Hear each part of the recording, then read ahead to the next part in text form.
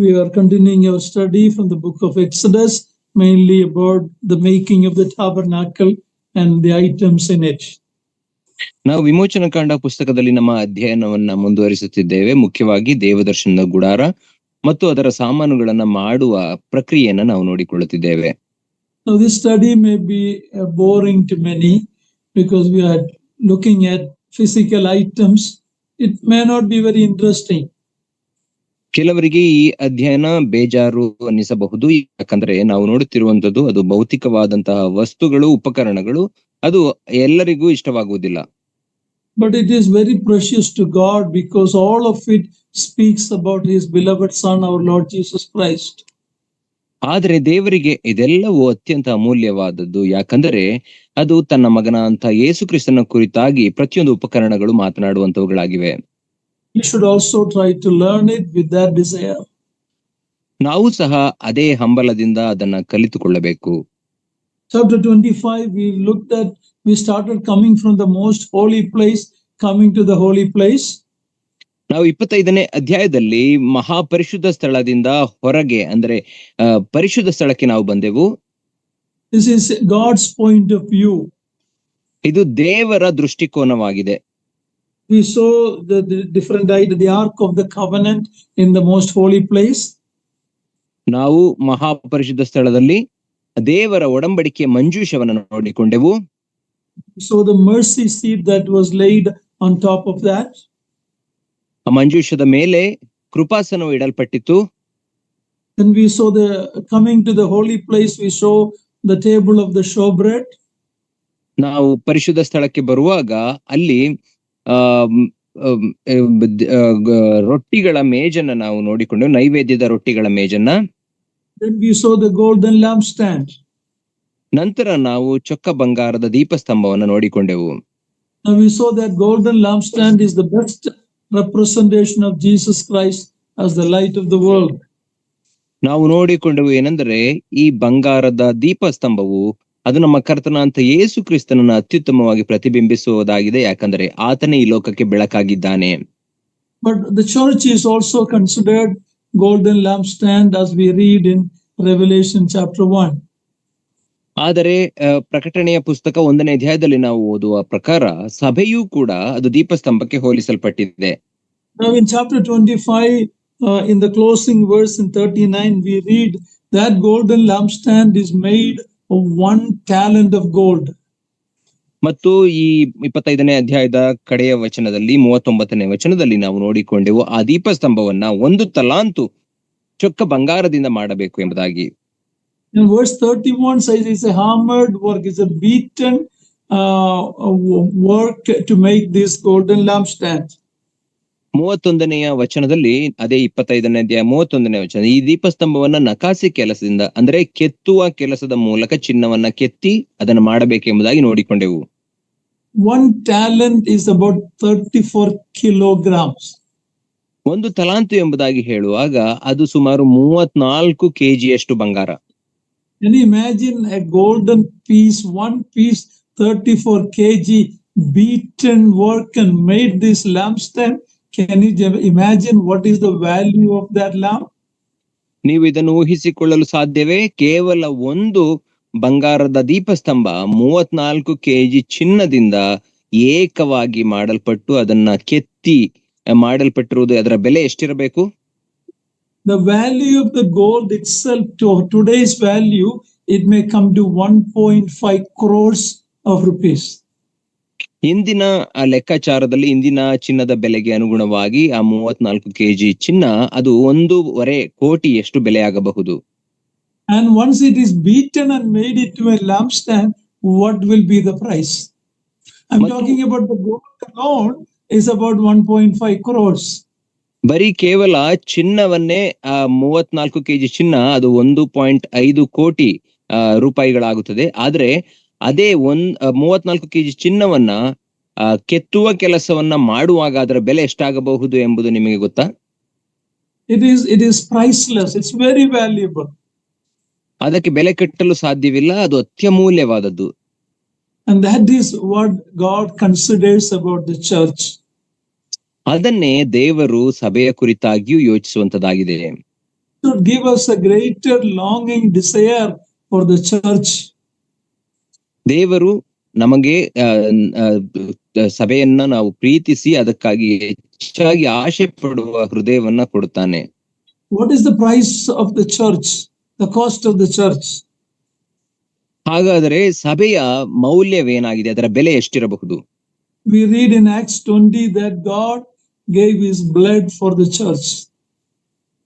ಅಪೊಸ್ತಲರ ಕೃತ್ಯ 20ನೇ ಅಧ್ಯಾಯದಲ್ಲಿ ನಾವು ನೋಡುತ್ತೇವೆ ಏನಂದ್ರೆ ದೇವರು ಸ್ವರಕ್ತವನ್ನ ಕೊಟ್ಟು ಸಂಪಾದಿಸಿಕೊಂಡ ಸಭೆ ಎಂಬುದಾಗಿ ಅಲ್ಲಿ ಕೊಡಲ್ಪಟ್ಟಿದೆ. Put a price for the blood of Jesus Christ. ನಮ್ಮ ಕರ್ತನಾದ ಯೇಸು ಕ್ರಿಸ್ತನ ರಕ್ತಕ್ಕೆ ನಾವು ಬೆಲೆ ಕಟ್ಟಲು ಸಾಧ್ಯವೇ? Dear ones, this is the value we should have about the Lord and his church.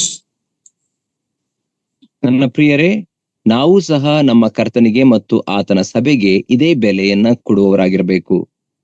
When we look at our local church, which is a miniature form of the universal church, ನಾವು ನಮ್ಮ ಸ್ಥಳೀಯ ಸಭೆಗಳನ್ನ ನೋಡುವಾಗ ಅದು ಸಾರ್ವತ್ರಿಕ ಸಭೆಯ ಒಂದು ಪುಟ್ಟದಾದ ಒಂದು ಪ್ರತಿಬಿಂಬವಾಗಿರುತ್ತದೆ. ಸ್ಥಳೀಯ ಸಭೆ God values it very much.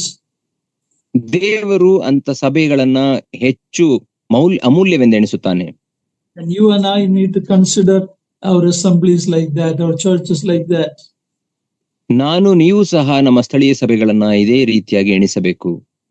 In verse 40, it is said that make sure everything is made according to the pattern shown on the mountain.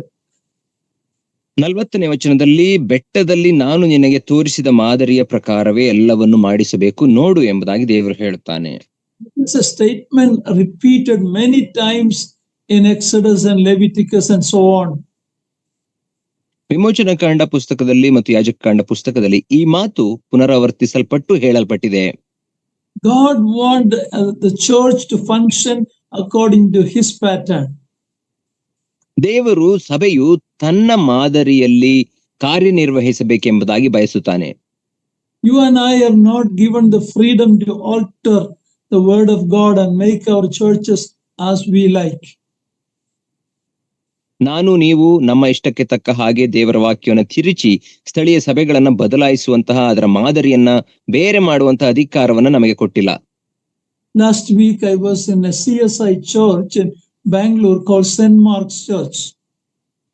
ಕಳೆದ ವಾರ ನಾನು ಬೆಂಗಳೂರಿನ CSI ಚರ್ಚ್ ನಲ್ಲಿ ಅಂದ್ರೆ ಸೆಂಟ್ ಮಾರ್ಕ್ ಚರ್ಚ್ ನಲ್ಲಿ ಇದ್ದೆನು.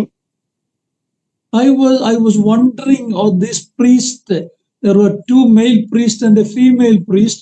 The female priest was the one who was doing all the ritual for that funeral. And I was wondering how they ever read the New Testament. ಆ ಸಭೆಯಲ್ಲಿ 3 ಜನ ಸಭಾಪಾಲಕರಿದ್ದರು. 2 ಗಂಡಸರು, ಒಂದು ಹೆಂಗಸು ಸಭಾಪಾಲಕಳಾಗಿದ್ದಳು. ಆಕೆಯು ಎಲ್ಲಾ ಸಂಪ್ರದಾಯಗಳನ್ನ ಮತ್ತು ಶಾಸ್ತ್ರಗಳನ್ನ ಮಾಡುವಂತಹ ಕೆಲಸವನ್ನ ಆಕೆಯು ಮಾಡುತ್ತಿದ್ದಳು. ಇವರು ಸತ್ಯವೇದವನ್ನ ಓದಿದ್ದಾರೆ, ನಿಜವಾಗಿಯೂ ಓದಿದ್ದಾರೆ ಎಂಬಂತಹ ಪ್ರಶ್ನೆ ನನ್ನ ಹೃದಯದಲ್ಲಿ ಮೂಡುತ್ತಿತ್ತು. And many of the people who were sitting in that funeral were from the assemblies. ಮತ್ತು ಆ ಒಂದು ಭೂಸ್ಥಾಪನಾ ಕಾರ್ಯದಲ್ಲಿ ಸೇರಿದ್ದವರೆಲ್ಲರೂ ಅವರು ಬೇರೆ ಬೇರೆ ಸ್ಥಳೀಯ ಸಭೆಗಳಿಂದ ಬಂದವರು. From the brethren assemblies, many of them, not all, many of them. ಅನೇಕ ಸ್ಥಳೀಯ ಸಹೋದರ ಸಭೆಗಳಿಂದ, ಎಲ್ಲರೂ ಅಲ್ಲ, ಕೆಲವರು ಬಂದಿದ್ದರು. I was just wondering how they felt sitting in that when a woman priest is leading everything and she is reading from a separate book, no Bible, only a small book for the funeral, and they just read from it and they don't pray, they read the prayer. ಸ್ಥಳೀಯ ನಮ್ಮ ಸಹೋದರ ಸಭೆಯ ಎಲ್ಲಾ ವಿಶ್ವಾಸಿಗಳು ಹೇಗೆ ಅನ್ನಿಸಿರಬಹುದು ಎಂಬುದಾಗಿ ನನಗೆ ಅನಿಸಿತು. ಯಾಕಂದ್ರೆ ಆ ಭೂಸ್ಥಾಪನಾ ಕಾರ್ಯವನ್ನ ಮುಂದಾಗಿ ನಡೆಸಿಕೊಡುತ್ತಿದ್ದಂಥವರೇ ಆ ಹೆಂಗಸು ಸಭಾಪಾಲಕಳು. ಮತ್ತು ಅವರು ಸತ್ಯವೇದದಿಂದ ಓದುತ್ತಿರಲಿಲ್ಲ, ಬದಲಾಗಿ ಅವರ ಒಂದು ಸಣ್ಣ ಪುಸ್ತಕದಿಂದ ಎಲ್ಲವನ್ನ ಓದುತ್ತಿದ್ದಳು ಮತ್ತು ಅವರ ಒಂದು ಪ್ರಾರ್ಥನೆಯನ್ನು ಕೂಡ ಪುಸ್ತಕದಿಂದಲೇ ಓದುತ್ತಿದ್ದರು. I just appreciate and thank God for the assemblies. ನಾನು ದೇವರಿಗೆ ವಂದನೆಯನ್ನ ಸಲ್ಲಿಸುತ್ತೇನೆ ಸಭೆಗಳಿಗಾಗಿ. Because we have the word of God and you and I are never given the freedom to alter what God has written down in His Word. ನನಗೆ ನಿಮಗೆ ದೇವರ ವಾಕ್ಯವು ಕೊಡಲ್ಪಟ್ಟಿದೆ. ದೇವರ ವಾಕ್ಯವನ್ನ ನಮ್ಮ ಇಷ್ಟಕ್ಕೆ ತಕ್ಕ ಹಾಗೆ ತಿರುಚುವಂತಹ, ಬದಲಾಯಿಸುವಂತಹ ಸ್ವಾತಂತ್ರ್ಯವನ್ನ ದೇವರು ನಮಗೆ ಕೊಟ್ಟಿಲ್ಲ. Now let's look at the chapter 26. We will read verse 1. ಈಗ 26ನೇ ಅಧ್ಯಾಯವನ್ನ ನಾವು ನೋಡಿಕೊಳ್ಳೋಣ. 1ನೇ ವಚನವನ್ನ ಈಗ ನಾವು ಓದಿಕೊಳ್ಳೋಣ. Is Naveen there? ನವೀನ್ 27 26:1.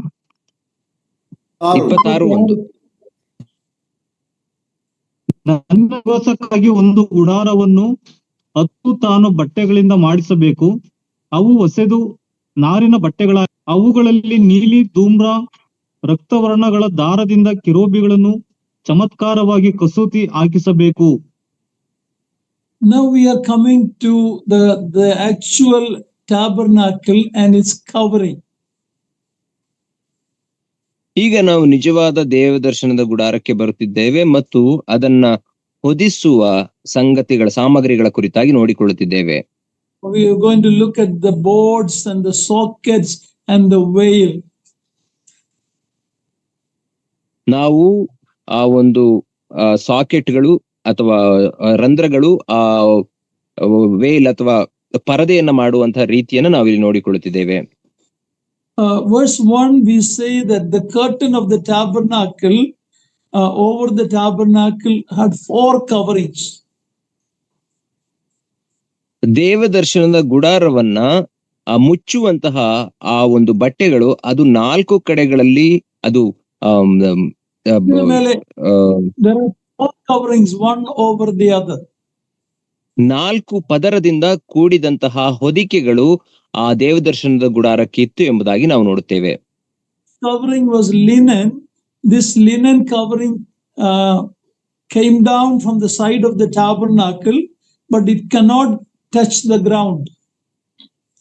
ಮೊದಲನೆಯ ಒಂದು ಪದರ ಅಥವಾ ಹೊದಿಕೆ ಅದು ನಾರಿನ ಬಟ್ಟೆಯಿಂದ ಮಾಡಿರುವಂತದ್ದಾಗಿರಬೇಕು. ಅದು ದೇವದರ್ಶನದ ಗುಡಾರವನ್ನ ಮುಚ್ಚುತ್ತಿತ್ತು, ಆದರೆ 2 ಕಡೆಗಳಲ್ಲಿ ನೆಲವನ್ನ ತಾಕುತ್ತಿರಲಿಲ್ಲ. It was a linen sheet with the cherubims woven into it. ಅದು ನಾರಿನ ಬಟ್ಟೆ ಆಗಿರುತ್ತಿತ್ತು. ಅದರ ಮೇಲೆ ಕಸೂತಿಯಿಂದ ಮಾಡಲ್ಪಟ್ಟಂತಹ, ಕಸೂತಿ ಹಾಕಿದಂತಹ ಕೆರೂಬಿಗಳ ಚಿತ್ರಗಳು ಇರುತ್ತಿದ್ದವು. A very beautiful covering.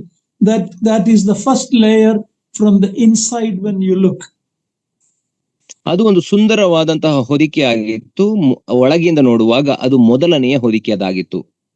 The second curtain is of goat's hair. ಎರಡನೆಯ ಹೊದಿಕೆ ಅದು ಆಡಿನ ಕೂದಲಿನಿಂದ ಮಾಡಲ್ಪಟ್ಟಿರುವಂತದ್ದು.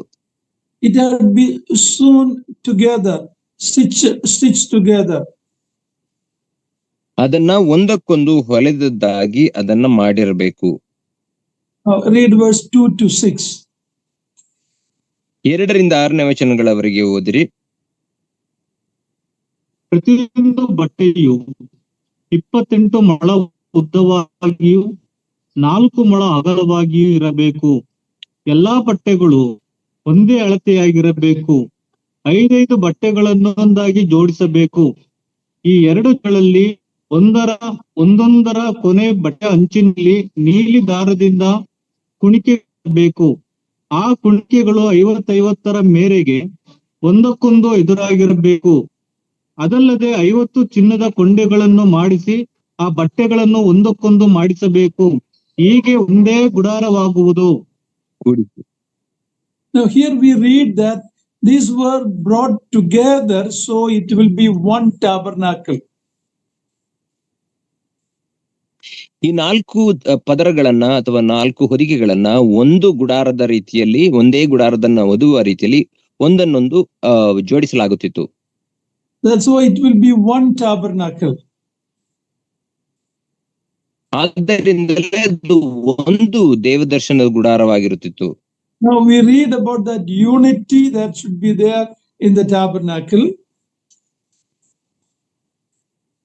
ನಾವು ಅಲ್ಲಿ ಆ ಗುಡಾರದಲ್ಲಿ ಇರಬೇಕಾದಂತಹ ಒಂದು ಐಕ್ಯತೆಯ ಕುರಿತಾಗಿ ಓದುತ್ತೇವೆ.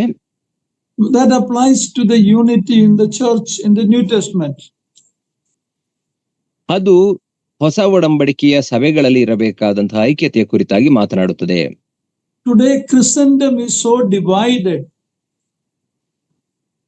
ಇಂದು ಕ್ರೈಸ್ತತ್ವವು ಅದು ಎಷ್ಟು ವಿಭಾಗವಾಗಿದೆ. In Jesus Christ's high priestly prayer, he prayed that they may be one in John 17:21. Please read that. John 17:21. ಯೇಸು ಕ್ರಿಸ್ತನು ತನ್ನ ಮಹಾಯಾಜಕನ ಪ್ರಾರ್ಥನೆಯನ್ನ ಮಾಡುವಾಗ ತನ್ನ ಸಭೆಯು ಒಂದಾಗಿರಬೇಕು ಎಂಬುದಾಗಿ ಪ್ರಾರ್ಥನೆ ಮಾಡುವುದನ್ನು ನಾವು ನೋಡಿಕೊಳ್ಳೋಣ. ಯೋಹಾನ 17ನೇ ಅಧ್ಯಾಯ 21ನೇ ವಚನ. ನೀನು ನನ್ನನ್ನು ಕಳಿಸಿಕೊಟ್ಟಿದ್ದಿ ಎಂದು ಲೋಕವು ನಂಬುವುದಕ್ಕಾಗಿ ಅವರೆಲ್ಲರೂ ಒಂದಾಗಿರಬೇಕೆಂತಲೂ ತಂದೆಯೇ, ನೀನು ನನ್ನಲ್ಲಿಯೂ ನಾನು ನಿನ್ನಲ್ಲಿಯೂ ಇರುವ ಪ್ರಕಾರ ಅವರು ನಮ್ಮಲ್ಲಿಯೂ ಇರಬೇಕೆಂತಲೂ ಕೇಳಿಕೊಳ್ಳುತ್ತೇನೆ. It was Jesus' prayer that the church be one. ಯೇಸು ಕ್ರಿಸ್ತನ ಪ್ರಾರ್ಥನೆ ಇದಾಗಿತ್ತು, ಏನೆಂದರೆ ಸಭೆಯು ಐಕ್ಯವಾಗಿರಬೇಕು. It was the Lord's desire and prayer that the church be one. ಯೇಸು ಕ್ರಿಸ್ತನ ಬಯಕೆ ಮತ್ತು ಪ್ರಾರ್ಥನೆ ಅದಾಗಿತ್ತು, ಏನೆಂದರೆ ಸಭೆಯು ಅದು ಐಕ್ಯವಾಗಿರಬೇಕು. Now that does not mean that all the Christian denominations today come together as one. ಅದರ ಅರ್ಥ ಇಂದು ಎಲ್ಲಾ ಕ್ರೈಸ್ತತ್ವದ ಪಂಗಡಗಳು ಒಂದೇ ಆಗಿ ಐಕ್ಯವಾಗಿರಬೇಕು ಎಂಬುದಾಗಿ ಅಲ್ಲ. If it comes together like that, it will be a mass confusion. ಒಂದು ವೇಳೆ ಆ ರೀತಿ ಎಲ್ಲಾ ಪಂಗಡಗಳು ಒಂದಾಗಿ ಬರುವುದಾದರೆ ಅಲ್ಲಿ ಗಲಿಬಿಲಿ ಉಂಟಾಗುತ್ತದೆ. The ecumenism is trying to do that. ಆ ಎಕ್ಯುಮಿನಿಸಂ ಅಥವಾ ಐಕ್ಯತೆ ಸರ್ವಧರ್ಮ ಐಕ್ಯತೆ ಎಂಬಂತವರು ಅದನ್ನು ಮಾಡಲು ಪ್ರಯತ್ನಿಸುತ್ತಿದ್ದಾರೆ. Here the unity that the Lord is praying for is the unity just like the Father and Son is one. ಇಲ್ಲಿ ನಮ್ಮ ಕರ್ತನಾಂತ ಯೇಸು ಕ್ರಿಸ್ತನು ಪ್ರಾರ್ಥಿಸುತ್ತಿರುವಂತಹ ಐಕ್ಯತೆ ಹೇಗಿರಬೇಕೆಂದರೆ ತಂದೆಯಾದ ದೇವರು ಮತ್ತು ಕರ್ತನಾಂತ ಯೇಸು ಕ್ರಿಸ್ತನು ಅವರಿಬ್ಬರಿಗೂ ಇರುವಂತಹ ಐಕ್ಯತೆಯಾಗಿದೆ. The church has to be one like that. ಸಭೆಯು ಸಹ ಅದೇ ರೀತಿಯಲ್ಲಿ ಒಂದಾಗಿರಬೇಕು.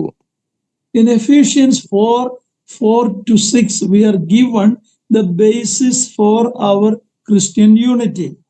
ಎಫೆಸದವರಿಗೆ ಬರೆದ ಪತ್ರಿಕೆ 4ನೇ ಅಧ್ಯಾಯ 4ರಿಂದ 6ನೇ ವಚನಗಳಲ್ಲಿ ನಾವು ಓದುವಾಗ ನಮ್ಮ ಕ್ರೈಸ್ತತ್ವಕ್ಕೆ ಐಕ್ಯತೆಗೆ ಮೂಲಭೂತವು ಯಾವುದು ಅಥವಾ ಅಡಿಪಾಯ ಯಾವುದು ಎಂಬುದರ ಕುರಿತಾಗಿ ಅಲ್ಲಿ ಕೊಡಲ್ಪಟ್ಟಿದೆ. Ephesians 4:4-6. ಎಫೆಸ 4ನೇ ಅಧ್ಯಾಯ 4ರಿಂದ 6ನೇ ವಚನಗಳನ್ನ ಓದಿರಿ. ಎಲ್ಲರಿಗೂ ತಂದೆಯಾಗಿರುವ ದೇವರು ಒಬ್ಬನೇ, ಆತನು ಎಲ್ಲರ ಮೇಲಿರುವವನು, ಎಲ್ಲರ ಮುಖಾಂತರ ಕಾರ್ಯ ನಡೆಸುವವನು, ಎಲ್ಲರಲ್ಲಿ ವಾಸಿಸುವವನು ಆಗಿದ್ದಾನೆ. ಆದರೆ ಕ್ರಿಸ್ತನು ನಮ್ಮಲ್ಲಿ ಕನ್ನಡದಲ್ಲಿ ಸ್ವಲ್ಪ ಮುಂಚೆ ಇರಬೇಕು. In English it is worse 4.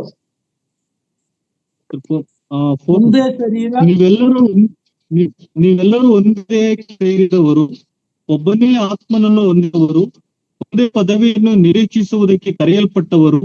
ನೀವೆಲ್ಲರಿಗೂ ಕ್ರಿಸ್ತನು ಒಬ್ಬನೇ, ಭರವಸೆ ಒಂದೇ, ಸ್ನಾನ ದೀಕ್ಷೆ ಒಂದೇ, ಎಲ್ಲರಿಗೂ ತಂದೆಯಾಗಿರುವ ದೇವರು ಒಬ್ಬನೇ, ಆತನು ಎಲ್ಲರ ಮೇಲಿರುವವನು, ಎಲ್ಲರ ಮುಖಾಂತರ ಕಾರ್ಯ ನಡೆಸುವನು, ಎಲ್ಲರಲ್ಲಿ ವಾಸಿಸುವನು ಆಗಿದ್ದಾನೆ. There are sevenfold unity given in here, and that unity can be only there among the true believers. ಇಲ್ಲಿ 7 ಬಗೆಯ ಐಕ್ಯತೆಗಳ ಕುರಿತಾಗಿ ಕೊಡಲ್ಪಟ್ಟಿದೆ. ಈ 7 ಬಗೆಯ ಐಕ್ಯತೆಗಳು ನಿಜ ವಿಶ್ವಾಸಿಗಳ ಮಧ್ಯದಲ್ಲಿ ಮಾತ್ರ ಇರಲಿಕ್ಕೆ ಸಾಧ್ಯ. We cannot bring all the Christendom together and expect this unity. ನಾವು ಎಲ್ಲಾ ಕ್ರೈಸ್ತತ್ವ ಪಂಗಡಗಳನ್ನ ಒಂದುಗೂಡಿಸಿ ಈ ಐಕ್ಯತೆಯನ್ನ ಬಯಸಲು ಸಾಧ್ಯವಿಲ್ಲ. This unity is given by the Holy Spirit. We are told to keep that unity. We cannot make the unity. It's already made by God, the Holy Spirit. We have to make sure that we don't do anything to break that unity. We maintain that unity. ಈ ಐಕ್ಯತೆಯು ಅದು ಪವಿತ್ರಾತ್ಮನಿಂದ ಕೊಡಲ್ಪಡುವಂತದ್ದು, ನಾವು ಮಾಡಲು ಸಾಧ್ಯವಿಲ್ಲ. ಈಗಾಗಲೇ ಪವಿತ್ರಾತ್ಮನಿಂದ ಕೊಡಲ್ಪಟ್ಟಿರುವಂತಹ ಈ ಐಕ್ಯತೆಯನ್ನ ನಾವು ಕಾಪಾಡಿಕೊಳ್ಳಬೇಕೇ ಹೊರತು ಅದನ್ನ ಮುರಿಯಬಾರದು. Okay, now let's read verse 9-14. Going back to Exodus 26:9 7 to 14. ಈಗ ನಾವು ವಿಮೋಚನಕಾಂಡ ಪುಸ್ತಕ 26ನೇ ಅಧ್ಯಾಯ 7ರಿಂದ 14ನೇ ವಚನಗಳವರೆಗೆ ಓದಿಕೊಳ್ಳೋಣ. ಈ ಗುಡಾರದ ಮೇಲೆ ಹೊದಿಸುವುದಕ್ಕಾಗಿ ಆಡು ಕೂದಲಿನ 11 ತಾನು ಬಟ್ಟೆಗಳನ್ನು ಮಾಡಿಸಬೇಕು. ಒಂದೊಂದು ಬಟ್ಟೆಯು 30 ಮೊಳ ಉದ್ದವಾಗಿಯೂ 4 ಮೊಳ ಅಗಲವಾಗಿಯೂ ಇರಬೇಕು. ಎಲ್ಲಾ ಬಟ್ಟೆಗಳು ಒಂದೇ ಅಳತೆಯಾಗಿರಬೇಕು. 5 ಬಟ್ಟೆಗಳನ್ನು ಒಂದಾಗಿ ಜೋಡಿಸಿ ಮಿಕ್ಕ 6 ಬಟ್ಟೆಗಳನ್ನು ಒಂದಾಗಿ ಜೋಡಿಸಿ 6ನೇ ಬಟ್ಟೆಯ ಡೇರೆಯ ಮುಂಭಾಗದಲ್ಲಿ ಮಡಿಸಿ ತೂಗಾಡುವಂತೆ ಬಿಡಬೇಕು. ಒಂದೊಂದರ ಕೊನೆಯ ಬಟ್ಟೆ ಅಂಚಿನಲ್ಲಿ 50 ಕುಣಿಕೆಗಳನ್ನು ಮಾಡಿಸಬೇಕು. ತಾಮ್ರದ 50 ಕೊಂಡಿಗಳನ್ನು ಮಾಡಿಸಿ ಒಂದೇ ಡೇರೆಯಾಗುವಂತೆ ಆ ಕೊಂಡಿಗಳನ್ನು ಕುಣಿಕೆಗಳಲ್ಲಿ ಸಿಕ್ಕಿಸಿ ಸಮಸ್ತವನ್ನು ಕೂಡಿಸಬೇಕು. ಹೊದಿಕೆಯ ಬಟ್ಟೆಗಳಲ್ಲಿ ಅರ್ಧ ಬಟ್ಟೆ ಹೆಚ್ಚಾಗಿರುವುದಷ್ಟೇ. ಆ ಹೆಚ್ಚಿನ ಭಾಗವು ಗುಡಾರದ ಹಿಂಭಾಗದಲ್ಲಿ ಮಡಿಸಿ ತೂಗಾಡುವಂತೆ ಬಿಡಬೇಕು. ಹೊದಿಕೆಯ ಬಟ್ಟೆಗಳ ಉದ್ದದಲ್ಲಿ ಈ ಕಡೆ 1 ಮೊಳವು ಆ ಕಡೆ 1 ಮೊಳವು ಹೆಚ್ಚಾಗಿರುವುದಷ್ಟೇ. ಅದು ಒಳಗಣ ಗುಡಾರವನ್ನು ಮುಚ್ಚುವಂತೆ ಆ ಕಡೆಯೂ ಈ ಕಡೆಯೂ ಆ ಕಡೆಯೂ ಇರಲಿ. ಈ ಹೊದಿಕೆಯು ಹೊದಿಸುವುದಕ್ಕಾಗಿ ಹದ ಮಾಡಿರುವ ಕೆಂಪು ಬಣ್ಣದ ಕುರಿ ತೊಗಲುಗಳಿಂದ ಒಂದು ಮೇಲುದಿಕೆಯನ್ನು, ಕಡಲು ಹಂದಿಯ ತೊಗಲುಗಳಿಂದ ಮತ್ತೊಂದು ಮೇಲುದಿಕೆಯನ್ನು ಮಾಡಿಸಬೇಕು. As we look at these 4 coverings for the tabernacle, ನಾವು ದೇವದರ್ಶನದ ಗುಡಾರಕ್ಕೆ ಹೊದಿಸುವಂತಹ ಈ 4 ಹೊದಿಕೆಗಳನ್ನು ನೋಡಿಕೊಳ್ಳುವಾಗ each of these coverings had symbolic meaning. ಪ್ರತಿಯೊಂದು ಈ ಹೊದಿಕೆಯು ಅದಕ್ಕೆ ಆದಂತಹ ಒಂದು ಮೌಲ್ಯವನ್ನ ಅಥವಾ ಚಿಹ್ನೆಯನ್ನ ಹೊಂದಿದೆ.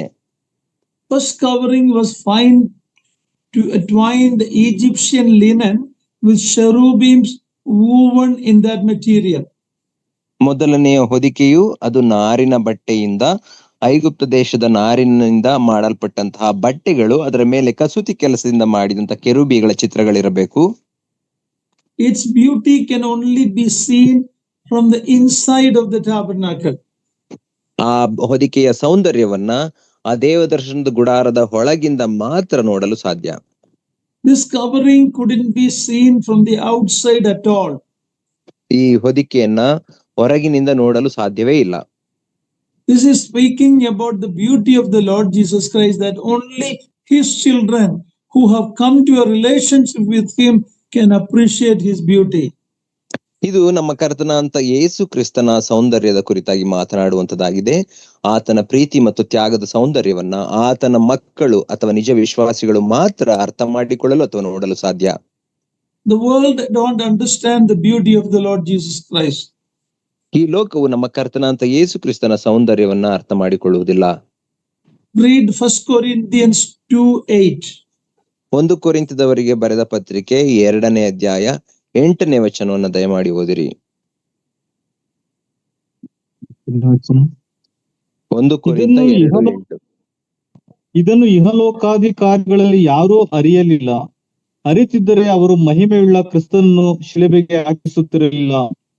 Yeah, this is very important because the world from outside, when they look at the tabernacle, it doesn't have much beauty. ಇದು ಲೋಕವು ನೋಡುವ ರೀತಿಯಲ್ಲಿದೆ. ಲೋಕವು ಹೊರಗಿನಿಂದ ದೇವದರ್ಶನದ ಗುಡಾರವನ್ನ ನೋಡುವಾಗ ಅದರ ಪರಿಪೂರ್ಣ ಸೌಂದರ್ಯ ಕಾಣುವುದಿಲ್ಲ.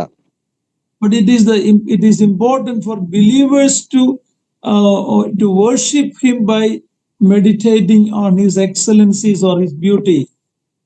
ಆದರೆ ವಿಶ್ವಾಸಿಗಳು ನಮ್ಮ ಕರ್ತನಾಂತ ಯೇಸು ಕ್ರಿಸ್ತನ ಆ ಶ್ರೇಷ್ಠತೆ ಮತ್ತು ಆತನ ಸೌಂದರ್ಯವನ್ನ ಧ್ಯಾನ ಮಾಡುವವರಾಗಿ ಆತನ ಆರಾಧಿಸಬೇಕು ಎಂಬುದಾಗಿ ಆತನು ಬಯಸುತ್ತಾನೆ. We worship him not only by feeding on him as the manna or the table bread on the table, but we behold his beauty, we proclaim his excellency as we worship him. ನಾವು ನಮ್ಮ ಕರ್ತನ ಅಂತ ಯೇಸು ಕ್ರಿಸ್ತನನ್ನ ಆ ಮೇಜಿನ ಮೇಲೆ, ಕರ್ತನ ಮೇಜಿನ ಮೇಲೆ ಇಡಲ್ಪಟ್ಟಿರುವಂತಹ ಆ ರೊಟ್ಟಿಯನ್ನ ನೋಡುವುದರಿಂದಾಗಲಿ ಅಥವಾ ಆ ಮನ್ನವನ್ನ ನೋಡುವುದರಿಂದಾಗಲಿ ಅರ್ಥ ಮಾಡಿಕೊಳ್ಳುವುದಿಲ್ಲ. ಬದಲಾಗಿ ಆತನ ಶ್ರೇಷ್ಠತ್ವವನ್ನ ನಾವು ಒಳಗಿನಿಂದ ಅಥವಾ ನಮ್ಮ ಆಂತರ್ಯದಿಂದ ಅರ್ಥ ಮಾಡಿಕೊಂಡು ಆತನ ಆರಾಧಿಸುತ್ತೇವೆ. Psalm 17 verse 8, please read that. Psalm 17 verse 8. ಕೀರ್ತನೆ 17ನೇ ಅಧ್ಯಾಯ 8ನೇ ವಚನವನ್ನ ದಯಮಾಡಿ ಓದ್ರಿ. 17:8.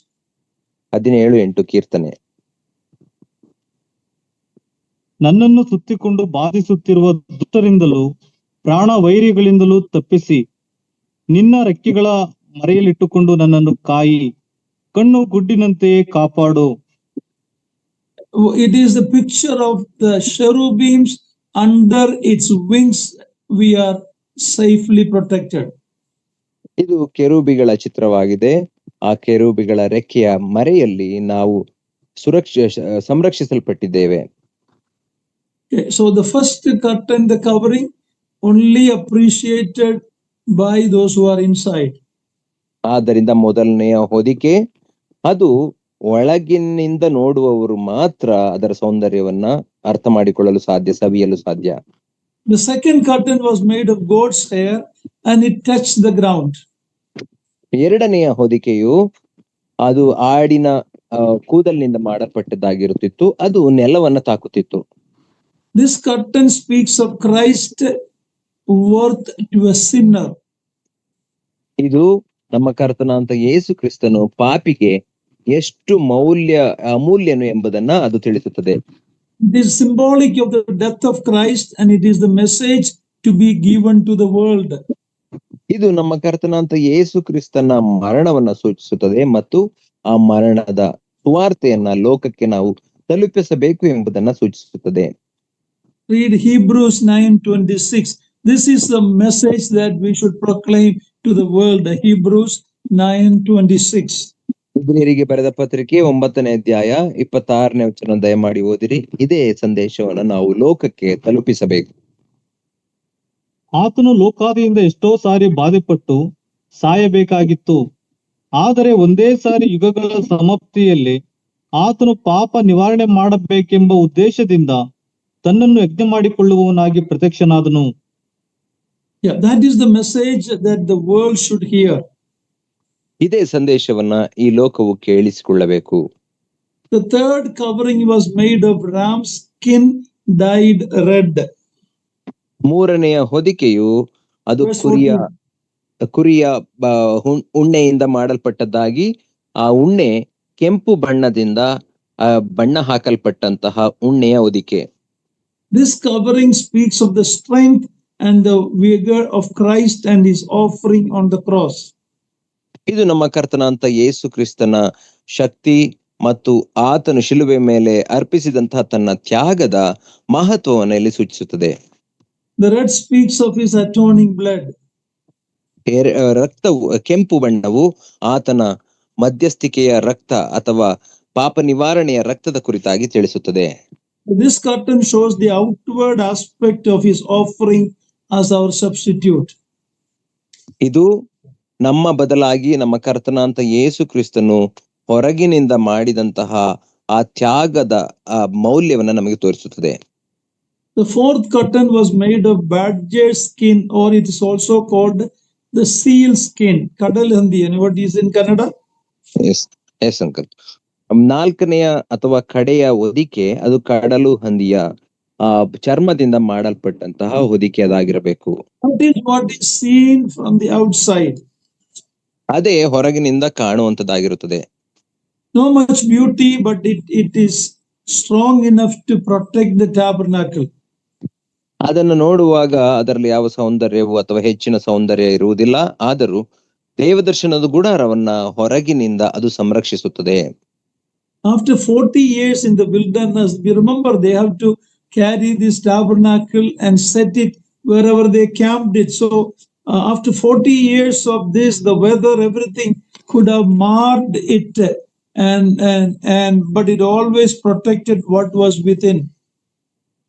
40 ವರ್ಷಗಳ ಅರಣ್ಯ ಪ್ರಯಾಣವನ್ನ ನಾವು ಯೋಚಿಸುವಾಗ ಅವರು ಹೋದ ಕಡೆಗಳಲ್ಲೆಲ್ಲ ಡೇರೆಯನ್ನ ಬಿಚ್ಚಿಕೊಂಡು ಅದನ್ನ ಹೊತ್ತುಕೊಂಡು ಹೋಗಿ ಅಲ್ಲಿ ಮತ್ತೆ ಹೊಸದಾಗಿ ಡೇರೆಯನ್ನ ಹಾಕಬೇಕಿತ್ತು, ದೇವದರ್ಶನ ಗುಡಾರವನ್ನ ಹಾಕಬೇಕಿತ್ತು.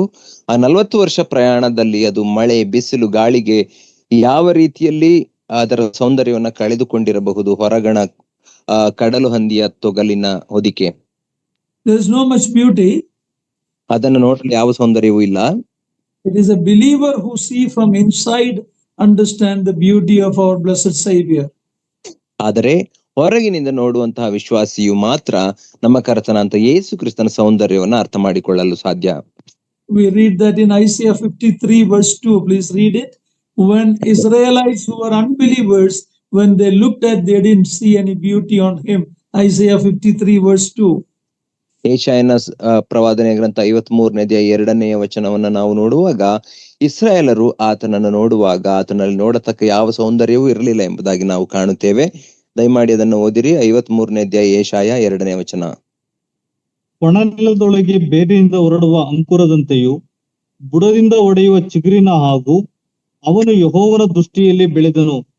ಅವನಲ್ಲಿ ಯಾವ ಅಂದ ಚಂದಗಳು ಇರಲಿಲ್ಲ. ನಾವು ಅವನನ್ನು ನೋಡಿದಾಗ ನೋಡತಕ್ಕ ಯಾವ ಲಕ್ಷಣವೂ ಕಾಣಲಿಲ್ಲ. The world does not see the beauty that he has. He is fairer than 10,000. But when the world looked at it, especially the sight of the cross was not at all appealing to them. ಲೋಕವು ನಮ್ಮ ಕರ್ತನಾಂತ ಯೇಸು ಕ್ರಿಸ್ತನನ್ನ ಶಿಲುಬೆ ಮೇಲೆ ನೋಡುವಾಗ ಆತನಲ್ಲಿ ಯಾವ ಅಂದ ಚಂದಗಳು ಕಾಣಲಿಲ್ಲ. ಹೌದು, ಆತನು 10,000ಗಳಲ್ಲಿ ಧ್ವಜಪ್ರಾಯನಾಗಿದ್ದರು ಸಹ ಲೋಕವು ಆತನನ್ನ ಶಿಲುಬೆ ಮೇಲೆ ನೋಡುವಾಗ ಆತನಲ್ಲಿ ಯಾವ ಅಂದ ಚಂದನಗಳು ಇರಲಿಲ್ಲ. The cross and the gospel message is foolishness to the outside world. ಶಿಲುಬೆಯು ಮತ್ತು ಶಿಲುಬೆಯ ವಿಷಯವಾದ ಸುವಾರ್ತೆಯು ಈ ಲೋಕದ ಜನರಿಗೆ ಹುಚ್ಚು ಮಾತಾಗಿದೆ.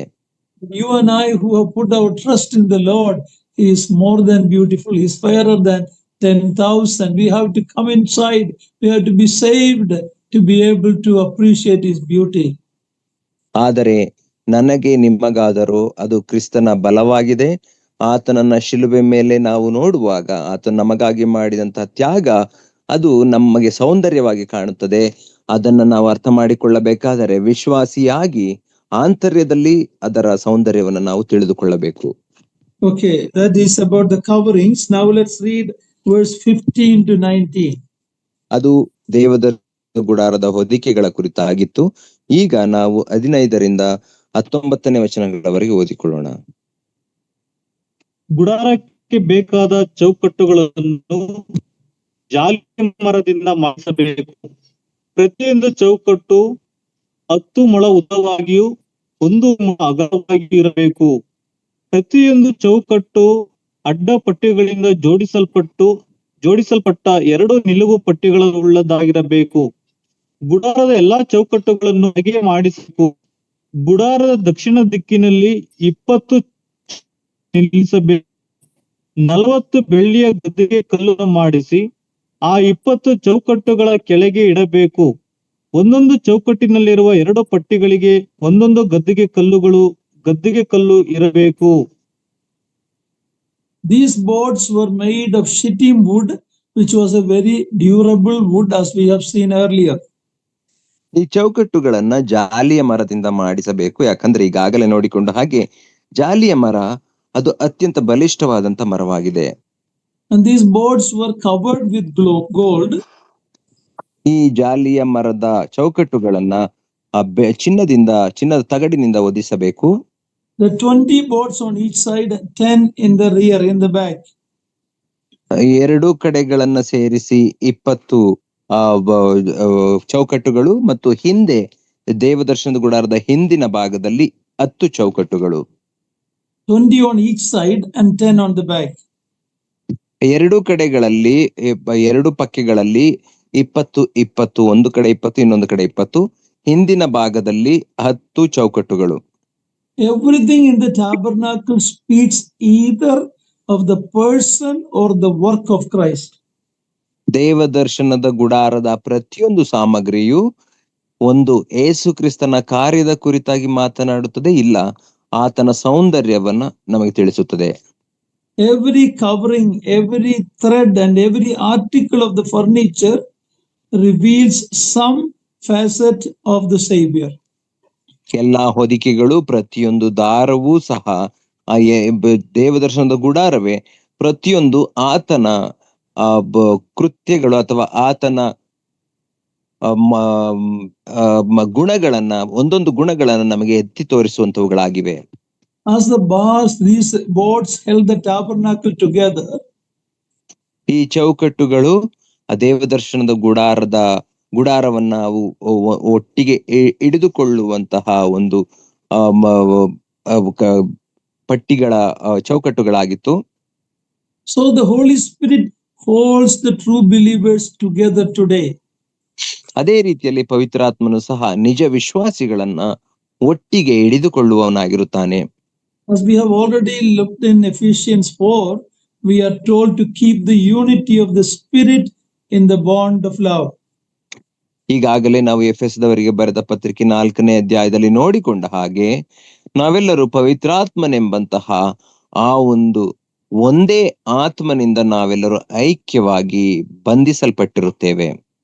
We don't make the unity, Holy Spirit does it, but it is our responsibility to make sure that nothing is done to break that unity.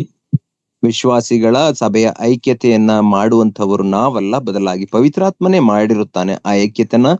ಆದರೆ ಆ ಐಕ್ಯತೆಯನ್ನ ನಾವು ಕಾಪಾಡಿಕೊಳ್ಳಬೇಕು, ಅದನ್ನ ಎಂದಿಗೂ ಮುರಿಯಬಾರದು.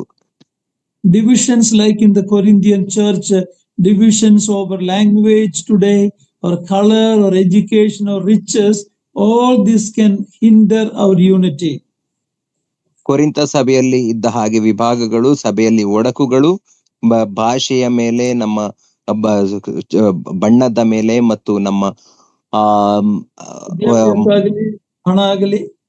ನಮ್ಮ ವಿದ್ಯಾರ್ಹತೆ ಮತ್ತು ಹಣವಾಗಲಿ ಅಂತಸ್ತಿನ ಮೇಲಾಗಲಿ ನಾವು ಯಾವುದೇ ತಾರತಮ್ಯವನ್ನ ಅಥವಾ ವಿಭಾಗವನ್ನ ಮಾಡಬಾರದು. We should always remember that sevenfold unity the Holy Spirit has given us. ಆದರೆ ನಾವೆಲ್ಲರೂ ಪವಿತ್ರಾತ್ಮ ನಮಗೆ ಕೊಟ್ಟಿರುವಂತಹ ಈ 7 ವಿಧವಾದಂತಹ ಐಕ್ಯತೆಗಳ ಕುರಿತಾಗಿ ತಿಳಿದುಕೊಂಡಿರಬೇಕು. Every believer in the local assembly should make a decision that from me no division will happen in the assembly. We should take a stand like that.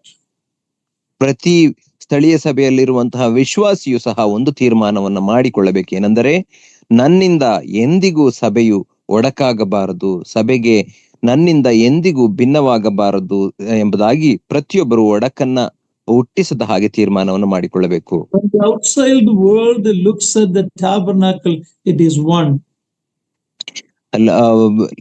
ಲೋಕದ ಜನರಿಗೆ ದೇವದರ್ಶನದ ಗುಡಾರವನ್ನ ಹೊರಗಿನಿಂದ ಕಾಣುವಾಗ ಅದು ಒಂದೇ ಆಗಿ ಕಾಣಬೇಕು. When the world looks at the church, they should see unity among us.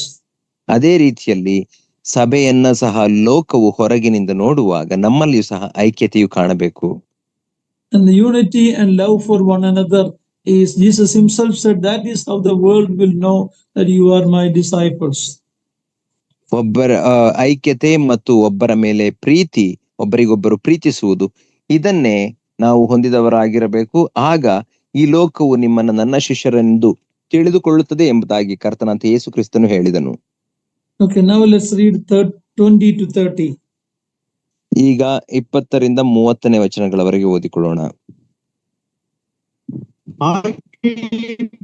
ಗುಡಾರದ ಉತ್ತರ ದಿಕ್ಕಿನಲ್ಲಿಯೂ 20 ಚೌಕಟ್ಟುಗಳು ಮತ್ತು ಪ್ರತಿಯೊಂದು ಚೌಕಟ್ಟಿಗೆ 2 ಗದ್ದಿಗೆ ಕಲ್ಲುಗಳು ಇರಬೇಕು. ಗುಡಾರದ ಹಿಂಭಾಗಕ್ಕೆ ಅಂದರೆ ಪಶ್ಚಿಮ ದಿಕ್ಕಿನಲ್ಲಿ 6 ಚೌಕಟ್ಟುಗಳನ್ನು ಮಾಡಿಸಬೇಕು. ಗುಡಾರದ ಹಿಂಭಾಗದ 2 ಮೂಲೆಗಳಿಗೆ ಬೇರೆ 2 ಚೌಕಟ್ಟುಗಳನ್ನು ಮಾಡಿಸಬೇಕು.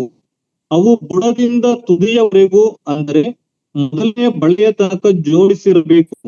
ಹಾಗೆ 2 ಮೂಲೆಗಳಿಗೂ ಮಾಡಿಸಬೇಕು.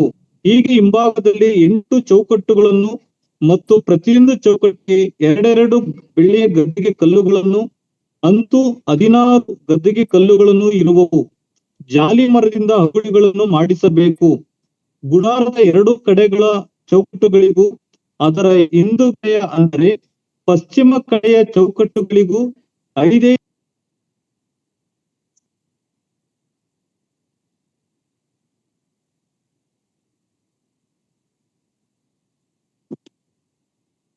ಹಲೋ,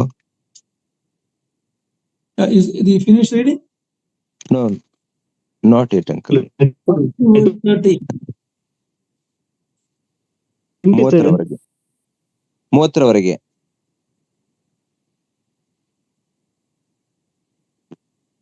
ಅಂಕಲ್ ಕೇಳಿಸ್ತಿದೆ? ಕೇಳಿಸ್ತದೆ ನವೀನ್. 30ರವರೆಗೆ ಓದ್ಬೇಕು. 26ಕ್ಕೆ ನಿಮ್ದು ವಾಯ್ಸ್ ಕಟ್ ಆಯ್ತು. 26ನೇ ವಚನ, ಜಾಲಿ ಮರದಿಂದ ಅಗುಳಿಗಳನ್ನು ಮಾಡಿಸಬೇಕು. ಗುಡಾರದ ಎರಡೂ ಕಡೆಗಳ ಚೌಕಟ್ಟುಗಳಿಗೂ ಅದರ ಹಿಂದುಗಡೆಯ ಅಂದ್ರೆ ಪಶ್ಚಿಮ ಕಡೆಯ ಚೌಕಟ್ಟುಗಳಿಗೂ 5 ಅಗುಳಿಗಳನ್ನು ಮಾಡಿಸಬೇಕು. ಚೌಕಟ್ಟುಗಳ ನಟ್ಟ ನಡುವೆಯಲ್ಲಿರುವ ಅಗುಳಿಯು ಒಂದು ಕೊನೆಯಿಂದ ಮತ್ತೊಂದು ಕೊನೆಯವರೆಗೂ ಮುಟ್ಟಬೇಕು. ಆ ಚೌಕಟ್ಟುಗಳಿಗೆ ಚಿನ್ನದ ತಗಡುಗಳನ್ನು ಹೊದಿಸಿ ಅವುಗಳಿಗೆ ಆ ಅಗುಳಿಗಳಿಗಾಗಿ ಚಿನ್ನದ ಬಳೆಗಳನ್ನು ಮಾಡಿಸಬೇಕು. ಆ ಅಗುಳಿಗಳನ್ನು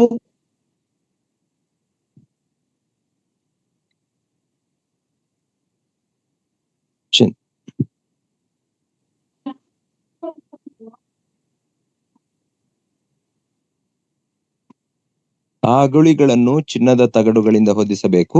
ನಾನು ಬೆಟ್ಟದಲ್ಲಿ ನಿನಗೆ ತೋರಿಸಿಕೊಟ್ಟ ರೀತಿಯಲ್ಲಿಯೇ ಗುಡಾರವನ್ನು ನಿಲ್ಲಿಸಬೇಕು. Now, when earlier we saw that this curtain covering the tabernacle, each bore a different color and each had its significance. ನಾವು ಈಗಾಗಲೇ ನೋಡಿಕೊಂಡೆವು ಏನಂದ್ರೆ ಗುಡಾರವನ್ನ ಹೊದಿಸಲು ಬಳಸುತ್ತಿದ್ದಂತಹ ಆ 5 ಹೊದಿಕೆಗಳು 4 ಹೊದಿಕೆಗಳು ಬೇರೆ ಬೇರೆ ಬಣ್ಣದವುಗಳಾಗಿದ್ದವು ಮತ್ತು ಒಂದೊಂದಕ್ಕೂ ಅದರದೇ ಆದಂತಹ ಮಹತ್ವವಿತ್ತು. Blue was speaking about the heavenly color. ನೀಲಿ ಅದು ಪರಲೋಕದ ಬಣ್ಣ. The scarlet speaks about Christ's blood.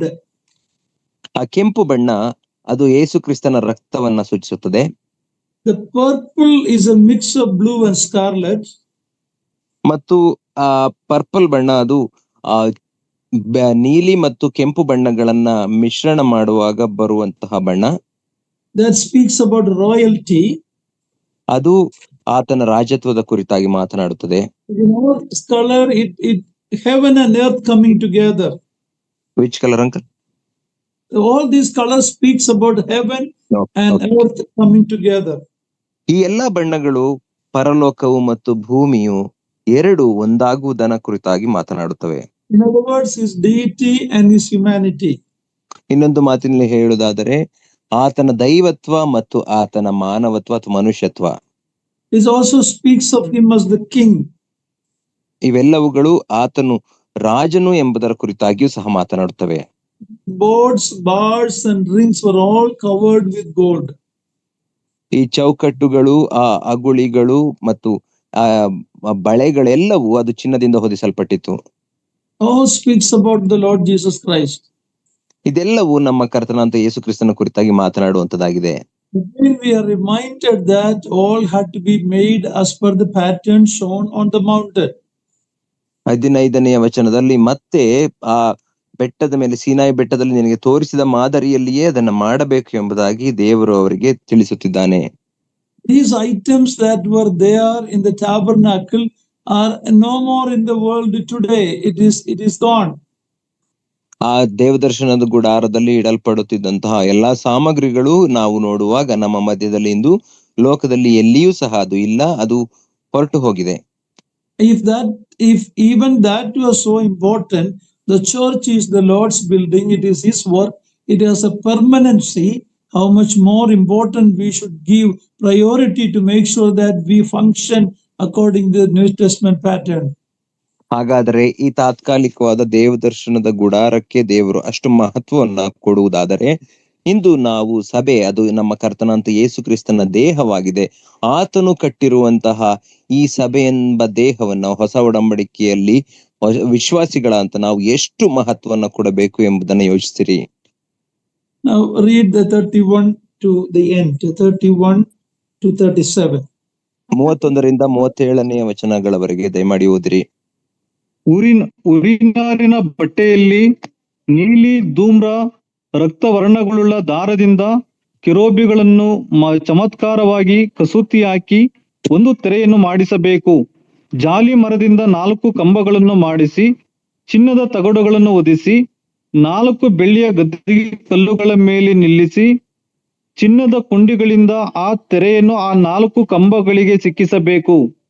ಆ ತೆರೆಯನ್ನು ಕೊಂಡಿಗಳಿಗೆ ಸಿಕ್ಕಿಸಿದಾಗ ಅದರೊಳಗೆ ಆಜ್ಞಾಶಾಸನಗಳ ಮಂಜೂಷವನ್ನು ತರಿಸಿಡಬೇಕು. ಆ ತೆರೆಯು ಪವಿತ್ರ ಸ್ಥಾನವೆಂಬುದನ್ನು ಮಹಾಪವಿತ್ರ ಸ್ಥಾನವೆಂಬುದನ್ನು ಬೇರೆ ಬೇರೆ ಮಾಡುವುದು. ಮಹಾಪವಿತ್ರ ಸ್ಥಾನದಲ್ಲಿ ಆಜ್ಞಾಶಾಸನಗಳ ಮಂಜೂಷದ ಮೇಲೆ ಕೃಪಾಸನವನ್ನು ತಂದಿಡಬೇಕು. ತೆರೆಯ ಹೊರಗಡೆಯಲ್ಲಿ ಮೇಜನ್ನು, ಮೇಜಿನ ಎದುರಾಗಿ ಗುಡಾರದ ದಕ್ಷಿಣ ದಿಕ್ಕಿನಲ್ಲಿ ದೀಪಸ್ತಂಭವನ್ನು ಇಡಬೇಕು. ಮೇಜು ಉತ್ತರ ಕಡೆಯಲ್ಲಿರಬೇಕು. 36ನೇ ವಚನ. ಡೇರೆಯ ಬಾಗಿಲಿನ ಉರಿನಾರಿನ ಬಟ್ಟೆಯಲ್ಲಿ ನೀಲಿ, ಧೂಮ್ರ, ರಕ್ತವರ್ಣಗಳುಳ್ಳ ದಾರದಿಂದ ವಿಚಿತ್ರವಾಗಿ ಕಸೂತಿ ಹಾಕಿ ಪರದೆಯನ್ನು ಮಾಡಿಸಬೇಕು. ಆ ಪರದೆ ತೂಗಿಸುವುದಕ್ಕಾಗಿ ಜಾಲಿ ಮರದಿಂದ 5 ಕಂಬಗಳನ್ನು ಮಾಡಿಸಿ ಚಿನ್ನದ ತಗಡುಗಳನ್ನು ಹೊದಿಸಬೇಕು. ಅವುಗಳನ್ನು ಕೊಂಡಿಗಳನ್ನು ಚಿನ್ನದಿಂದ ಮಾಡಿಸಿ ಅವುಗಳಿಗೋಸ್ಕರ 5 ತಾಮ್ರದ ಗದ್ದಿಗೆ ಕಲ್ಲುಗಳನ್ನು ಎರಕ ಊಹಿಸಬೇಕು. This passage we mainly read about the veils that separated the holy and the most holy. ಈ ಒಂದು ವಾಕ್ಯ ಭಾಗದಲ್ಲಿ ನಾವು ಮುಖ್ಯವಾಗಿ ಕಾಣುವಂಥದ್ದು ಏನಂದ್ರೆ ಪರದೆ ಪರಿಶುದ್ಧ ಸ್ಥಳ ಮತ್ತು ಮಹಾಪರಿಶುದ್ಧ ಸ್ಥಳವನ್ನ ವಿಂಗಡಿಸುತ್ತಿದ್ದಂತ ಅಥವಾ ಬೇರೆ ಬೇರೆ ಮಾಡುತ್ತಿದ್ದಂತಹ ಪರದೆಯ ಕುರಿತಾಗಿ ನಾವು ಕಾಣುತ್ತೇವೆ. This verse 31 where we saw the color, the blue, the scarlet and the purple. 31ನೇ ವಚನದಲ್ಲಿ ನಾವು ನೀಲಿ, ಧೂಮ್ರ, ರಕ್ತವರ್ಣಗಳುಳ್ಳ ಎಂಬುದಾಗಿ ಓದುತ್ತೇವೆ. We already looked at what those colors represent. ಈ ಬಣ್ಣಗಳು ಏನನ್ನ ಸೂಚಿಸುತ್ತವೆ ಎಂಬುದಾಗಿ ನಾವು ಈಗಾಗಲೇ ನೋಡಿಕೊಂಡಿದ್ದೇವೆ. Veil that separated the holy and most holy was hung upon 4 pillars. ಪರಿಶುದ್ಧ ಸ್ಥಳ ಮತ್ತು ಮಹಾಪರಿಶುದ್ಧ ಸ್ಥಳವನ್ನ ವಿಂಗಡಿಸುತ್ತಿದ್ದಂತಹ ಆ ತೆರೆಯನ್ನ 4 ಕಂಬಗಳ ಮೇಲೆ ನಿಲ್ಲಿಸಲಾಗುತ್ತಿತ್ತು. And it speaks of the humanity of Jesus Christ or his body. ಅದು ನಮ್ಮ ಕರ್ತನಾದ ಯೇಸು ಕ್ರಿಸ್ತನ ಮನುಷ್ಯತ್ವ ಅಥವಾ ಆತನ ದೇಹವನ್ನ ಸೂಚಿಸುವಂತವುಗಳಾಗಿವೆ. Incarnated as a man. ಆತನು ಮನುಷ್ಯ ಅವತಾರವನ್ನ ಎತ್ತಿ ಬಂದನು. Pillars were made of shittim wood covered with gold. ಆ ಕಂಬಗಳು ತೆರೆಯನ್ನ ನೇತು ಹಾಕುತ್ತಿದ್ದಂತಹ ಆ 4 ಕಂಬಗಳು ಜಾಲಿ ಮರದಿಂದ ಮಾಡಲ್ಪಟ್ಟು ಚಿನ್ನದ ತಗಡಿನಿಂದ ಹೊದಿಸಲ್ಪಟ್ಟಿರಬೇಕು. There was no this is talking about the deity taking hold of earth for the redemption of mankind. ದೇವರು ಮನುಷ್ಯನಾಗಿ ಬಂದಿರುವುದು, his body. ಆ ಚಿನ್ನದ ತಗಡುಗಳ ಹೊದಿಕೆಯು ನಮ್ಮ ಕರ್ತನಾದ ಯೇಸು ಕ್ರಿಸ್ತನು ಮನುಷ್ಯನಾಗಿ ಈ ಲೋಕಕ್ಕೆ ಬಂದು ಆತನ ದೈವತ್ವವು ಆತನ ದೇಹದಲ್ಲಿ ವಾಸಿಸಿದ್ದರ ಕುರಿತಾಗಿ ಅವು ಮಾತನಾಡುತ್ತವೆ. These pillars did not go all the way to the top, it is cut off. ಈ ಪರದೆಯನ್ನ ಹೊತ್ತಿಕೊಳ್ಳುತ್ತಿದ್ದಂತಹ ಪರದೆ ನೇತು ಹಾಕಲ್ಪಡುತ್ತಿದ್ದಂತಹ ಈ ಕಂಬಗಳು ಅದು ಮೇಲಿನವರೆಗೂ ಹೋಗುತ್ತಿರಲಿಲ್ಲ, ಬದಲಾಗಿ ಮೇಲಿನ ಭಾಗಗಳು ಅದರದ್ದು ಕತ್ತರಿಸಲ್ಪಟ್ಟ ಹಾಗೆ ಕಾಣಿಸುತ್ತಿತ್ತು. That speaks about the Lord Jesus Christ's life was taken from this world when he was very young. At 33 years old, he was cut off, as we read in Isaiah 53 verse 8. ಯೆಶಾಯನ ಪ್ರವಾದನೆ ಗ್ರಂಥ 53ನೇ ಅಧ್ಯಾಯ 8ನೇ ವಚನದಲ್ಲಿ ಓದುವ ಪ್ರಕಾರ ಅದು ನಮ್ಮ ಕರ್ತನಾದ ಯೇಸು ಕ್ರಿಸ್ತನು ತನ್ನ ಯೌವನ ಪ್ರಾಯದಲ್ಲಿಯೇ ಈ ಲೋಕದಿಂದ ಆತನ ಪ್ರಾಣವನ್ನ ತೆಗೆದರು ಎಂಬುದನ್ನ ಅದು ನಮಗೆ ಸೂಚಿಸುತ್ತದೆ. ಕತ್ತರಿಸಲ್ಪಟ್ಟಂತಹ ಆ 4 ಕಂಬಗಳು. Read 53:8, Isaiah 53:8. ಯೆಶಾಯ 53ನೇ ಅಧ್ಯಾಯ 8ನೇ ವಚನವನ್ನು ಓದಿರಿ. ಹಿಂಸೆಯ ನ್ಯಾಯದಿಂದ ಕೊಲ್ಲಲ್ಪಟ್ಟನು, ಆಹಾ, ಇವನು ಈ ಜೀವಲೋಕದಿಂದ ಕೀಳಲ್ಪಟ್ಟಿದ್ದಾನೆ. ನಮ್ಮ ಜನಗಳ ದ್ರೋಹಗಳ ದೆಸೆಯಿಂದ ಈ ಪೆಟ್ಟು ಅವನ ಮೇಲೆ ಬಿತ್ತಲ್ಲ ಎಂದು ಅವನ ಕಾಲದಲ್ಲಿ ಯಾರೋ ಮನಮುಟ್ಟಿ ಮರುಗಿದರು. Yeah, Jesus Christ was cut off from the land of the living. ಹೌದು, ನಮ್ಮ ಕರ್ತನಾದ ಯೇಸು ಕ್ರಿಸ್ತನನ್ನ ಈ ಜೀವ ಲೋಕದಿಂದ ತೆಗೆದರು. He lived only about 33 years plus. ಆತನು ಬದುಕಿದ್ದು ಕೇವಲ 33 ವರ್ಷಗಳು ಮಾತ್ರ. The veil was made of fine twined linen and was the only entrance to the Holy of Holies. ಆ ಪರದೆಯು only entrance to the Holy of Holies. ಆ ಪರದೆಯು ನಾರಿನಿಂದ ಅತ್ಯಂತ ಶುದ್ಧವಾದಂತಹ ಅಥವಾ ಒಳ್ಳೆಯ ನಾರಿನಿಂದ ಮಾಡಲ್ಪಡುತ್ತಿತ್ತು. ಅದು ಪರಿಶುದ್ಧ ಸ್ಥಳದಿಂದ ಮಹಾಪರಿಶುದ್ಧ ಸ್ಥಳಕ್ಕೆ ಹೋಗಲಿಕ್ಕೆ ಇರುವಂತಹ ಒಂದೇ ದಾರಿಯಾಗಿತ್ತು. So again the veil speaks of Christ's body which was torn, as we read in the cross, how that veil was torn at the time of the death of the Lord Jesus Christ.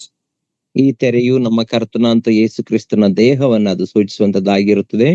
ಹೇಗೆ ಆತನು ಶಿಲುಬೆ ಮೇಲೆ ಮರಣವನ್ನ ಹೊಂದಿದಾಗ ಆ ತೆರೆಯು ಹರಿದು ಹೋಯಿತು ಎಂಬುದರ ಕುರಿತಾಗಿಯೂ ಸಹ ನಾವು ನೋಡಿದ್ದೇವೆ. On the cross, he dismissed his spirit, or he gave his spirit to the Father's hand. At the moment of his death, the veil was torn in two from top to bottom.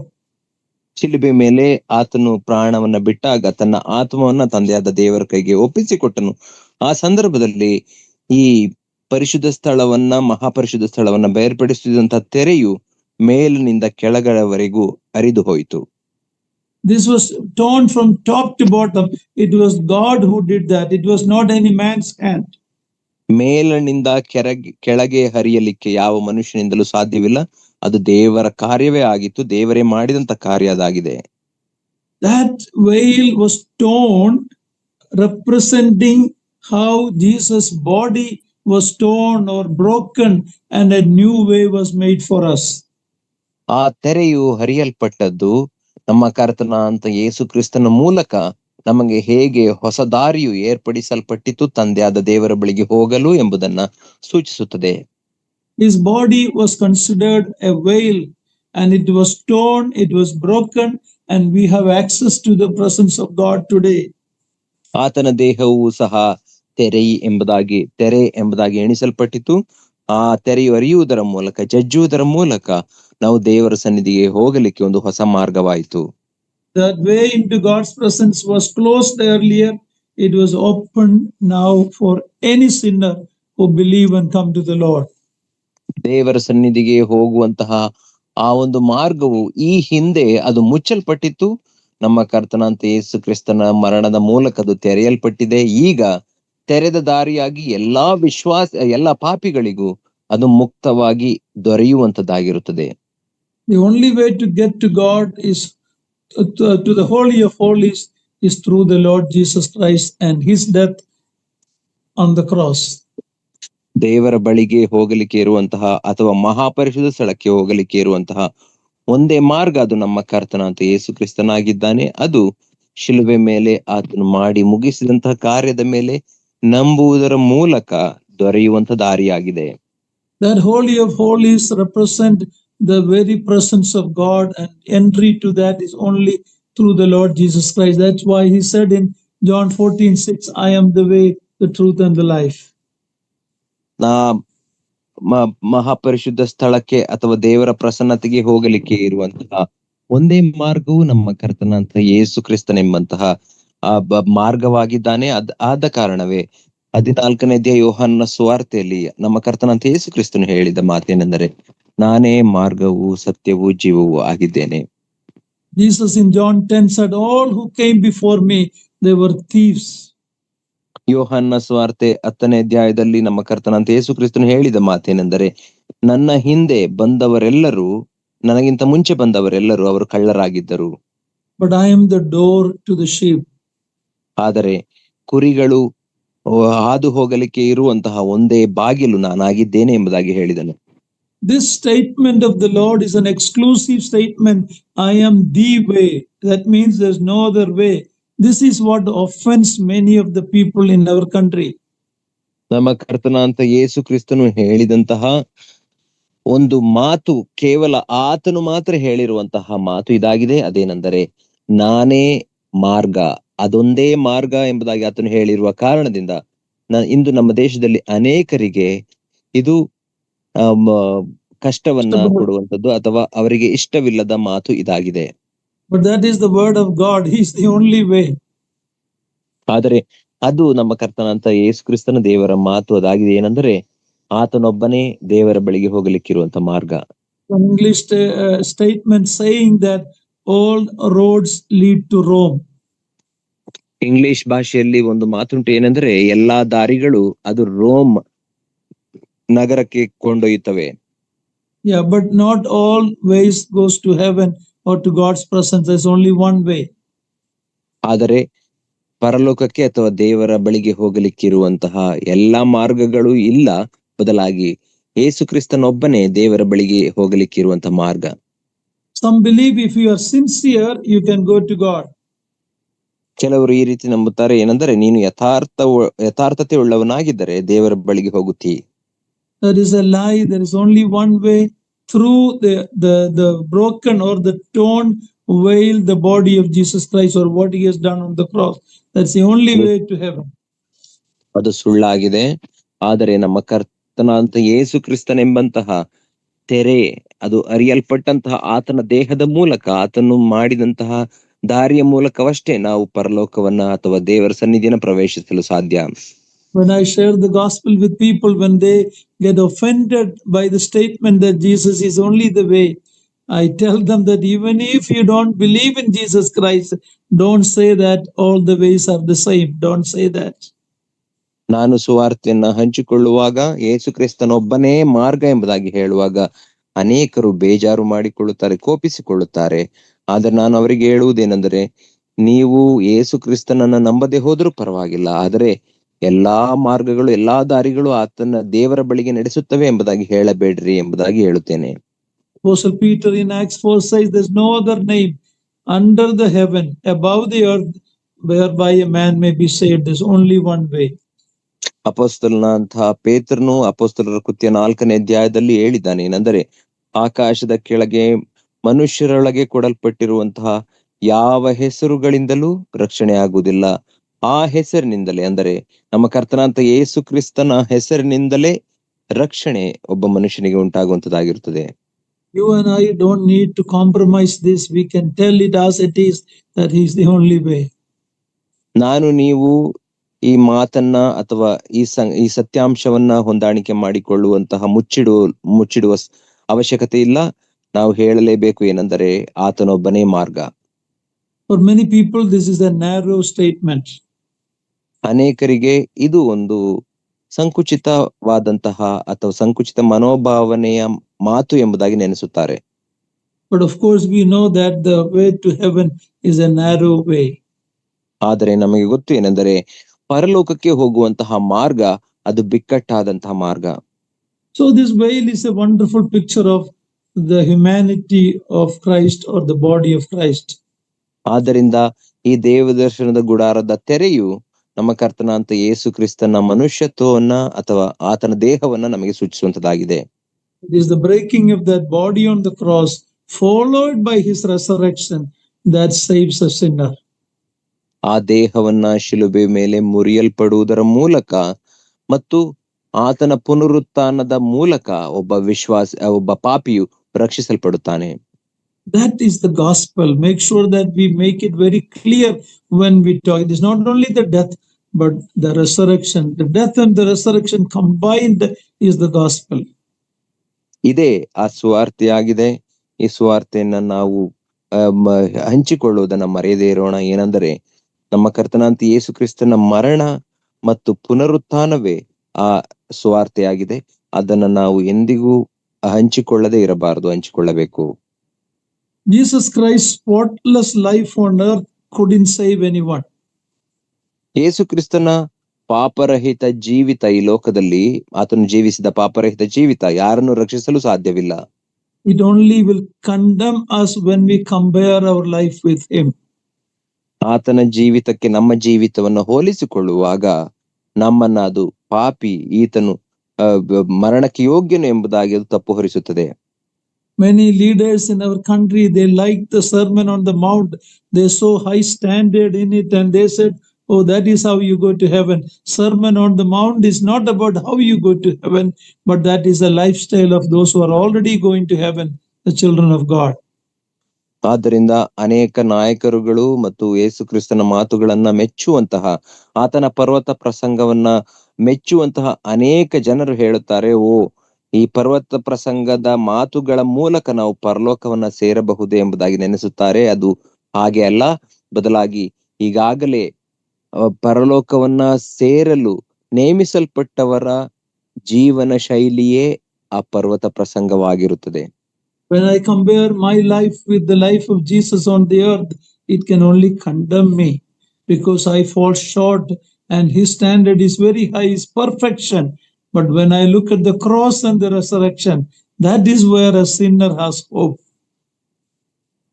ನನ್ನ ಜೀವಿತವನ್ನ ನಮ್ಮ ಕರ್ತನಾಂತ ಯೇಸು ಕ್ರಿಸ್ತನ ಪಾಪರಹಿತ ಜೀವಿತದೊಟ್ಟಿಗೆ ಹೋಲಿಸಿ ನೋಡುವಾಗ ನಾನು ಆತನ ಮಟ್ಟವನ್ನ ತಲುಪಲು ಸಾಧ್ಯವೇ ಇಲ್ಲ. ಯಾಕಂದರೆ ನಾನು ಅದರಿಂದ ಕೊರತೆ ಉಳ್ಳವನಾಗಿದ್ದೇನೆ, ಅಥವಾ ನನ್ನ ಮಟ್ಟವು ಅದು ಅತ್ಯಂತ ಕನಿಷ್ಠವಾದದ್ದು ಎಂಬುದಾಗಿ ನಮಗೆ ಗೊತ್ತಾಗುತ್ತದೆ. ಅದರಿಂದ ನಾವು ನರಕಪಾತ್ರರಾಗುತ್ತೇವೆ. ಆದರೆ ಆತನ ಮರಣ ಮತ್ತು ಪುನರುತ್ಥಾನವನ್ನ ನಂಬುವುದರ ಮೂಲಕವಷ್ಟೇ ಒಬ್ಬ ಪಾಪಿಗೆ ಅದು ರಕ್ಷಣೆಯನ್ನ ಕೊಡುವಂತದಾಗಿರುತ್ತದೆ. Through that, a new way is opened to the presence of God. ಇದರ ಮೂಲಕ ದೇವರ ಸನ್ನಿಧಿಯನ್ನು ಪ್ರವೇಶಿಸಲಿಕ್ಕೆ ಒಂದು ಹೊಸದಾದ ಮಾರ್ಗವು ಅದು ತೆರೆದುಕೊಳ್ಳುತ್ತದೆ. May the Lord help us as we continue the study. ನಾವು ನಮ್ಮ ಅಧ್ಯಯನವನ್ನು ಮುಂದುವರಿಸುವಾಗ ದೇವರು ನಮಗೆ ಸಹಾಯ ಮಾಡಲಿ.